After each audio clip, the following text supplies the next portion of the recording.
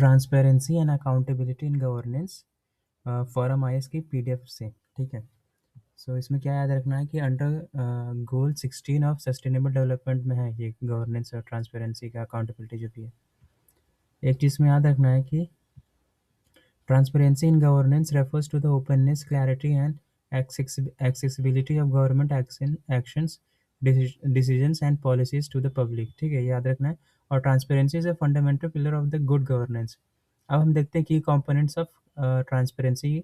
सो इसमें क्या है, ओपननेस है, अकाउंटेबिलिटी है, सिटीजन पार्टिसिपेशन है, ट्रस्ट एंड कॉन्फिडेंस है, एफिशिएंसी है।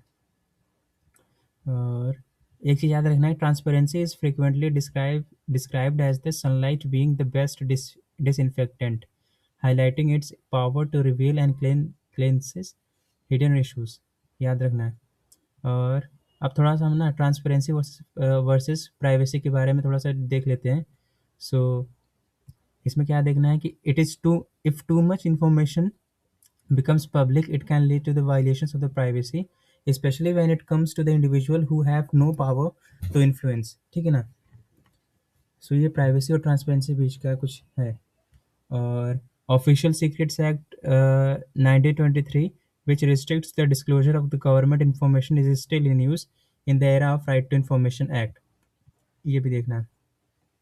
और देखते हैं कुछ initiatives to enhance the transparency. So क्या क्या है, right to information act 2005, right to public services legislation, citizens charter, e governance में भी कुछ कुछ आ जाते हैं, जैसे कि डिजिटल इंडिया इनिशिएटिव्स आ गया, जैम ट्रिनिटी हो गया, Jandhan Aadhaar mobile and direct benefit transfer DBT हो गया, ई प्रोक्योरमेंट है, सिंप्लीफाइंग प्रोसेसेस है, Aadhaar enabled biometric attendance system है, ई ऑफिस है, गवर्नमेंट ई मार्केट जेम है।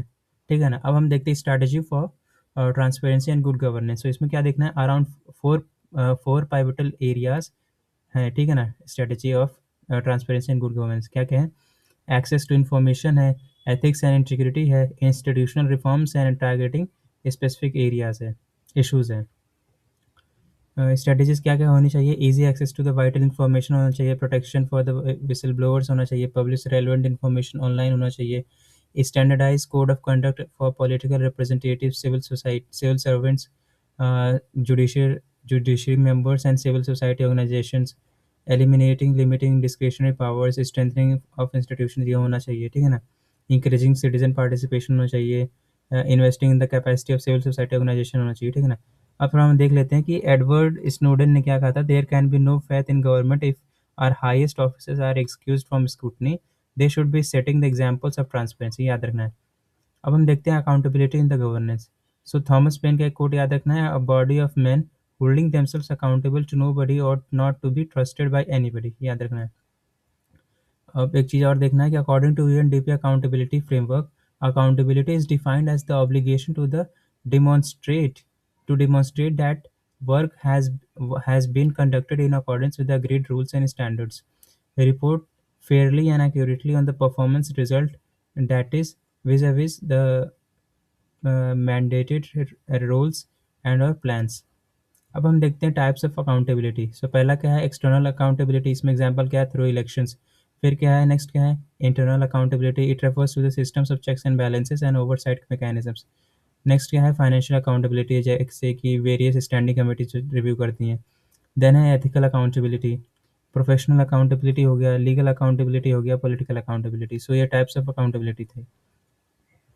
और अब हम देखते हैं चैलेंजेस इंश्योरिंग अकाउंटेबिलिटी। इसमें करप्शन हो गया, ब्यूरोक्रेटिक रेड टेप हो गया, limited access to the government data हो गया, affected by undue political interference हो गया, लैक ऑफ रिक्वायर्ड ऑडिट्स हो गया, वीक लॉज इन इंस्टीट्यूशंस। ठीक है। और रिसोर्स कंस्ट्रेंट्स है, रेजिस्टेंस टू चेंजेस है, पब्लिक पार्टिसिपेशन एक इशू है। ठीक है। अब हम देखते हैं steps taken to enhance the accountability. इसमें भी क्या है, राइट टू इन्फॉर्मेशन एक्ट 2005 है, डिजिटलाइजेशन ऑफ सर्विसेज है, सिटीजन चार्टर्स है, स्ट्रक्चरल रिफॉर्म्स जैसे कि real estate regulation and development act, goods and services tax, benami transaction prohibition amendment act 2016, insolvency and bankruptcy code IBC। ठीक है ना। इंस्टीट्यूशन ऑफ लोकसभा है, centralised public grievance redress and monitoring system CP grams है। E governance initiatives कौन कौन से, जैसे कि smart performance appraisal, report recording, online videos window, sparrow हो गया, Aadhaar enabled biometric attendance system, AI, AEBS, pension sanctions and payment tracking systems हो गए भविष्य, पब्लिक फाइनेंशियल मैनेजमेंट सिस्टम हो गया, पीएफएमएस हो गया, and government e market, GEM हो गया, पब्लिक इंटरेस्ट लिटिगेशन हो गया। ठीक है ना, ये याद रखना, क्या कहते हैं, steps taken to enhance the accountability. अब देखते हैं हम लोग steps needed to ensure accountability. इसमें क्या क्या है, डिजिटल टूल्स यूज़ करना है, सिटीजन चार्टर का यूज़ करना है। महात्मा गांधी का एक कोट याद रखना है, it is wrong and immoral to seek the escape to escape the consequences of one's act, ये याद रखना है। अब हम देखते हैं link between transparency and accountability. So transparency and accountability are interconnected principles that form the backbone of our good governance. अब हम देखते हैं सोशल ऑडिट के बारे में। So we can not be mere consumers of good governance, we must be participant and we must be co-creator, ये याद रखना है। और social audit is a participatory process where the public account evaluates government public directly evaluates government programmes and project, याद रखना है। और जो टर्म सोशल ऑडिट था ना, was first coin in the early 1930s by Theodore Kreps, a professor at the Stanford, in the reference to corporate social responsibility, याद रखना है। और स्टेजेस ऑफ सोशल ऑडिट देख लेते हैं। पहला स्टेज क्या होता है, planning and collection of data होता है। दूसरा स्टेज क्या होता है, डेटा वेरिफिकेशन एंड कोलेशन होता है। तीसरा स्टेज क्या होता है, जन सुनवाई, पब्लिक स्क्रूटनी होता है। चौथा स्टेज क्या होता है, फीडबैक एंड फॉलो अप होता है। ठीक है ना। अब हम देखते हैं evolution of social audits in India. So the concept of social auditing in India began इन 1979 when the Tata Iron and Steel Company TISCO in Jamshedpur pioneered the first initiative, याद रखना है। और एक चीज़ और याद रखना है, Mahatma Gandhi national rural employment guarantee act, मनरेगा 2006। और एक चीज़ और याद रखना है कि in 2017 Meghalaya took a major step by becoming the first state to make social audits mandatory. Need of social audit में क्या है, जन सुनवाई हो गया, राइट टू इन्फॉर्मेशन हो गया, request, active involvement of local bodies like gram sabha हो गया। अब government initiatives for social audit क्या क्या है, ये भी देख लेते हैं कि in 2021 to 22 the ministry of social justice and empowerment launch the information monitoring evaluation and social audit scheme which aims to conduct the audits for all the programs under the department in collaboration with the state level social audit units and National Institution for Rural Development and Panchayati Raj. The Ministry of Housing and Urban Poverty Alleviation has established operation guidelines for social audits to ensure consistent and high quality practices. और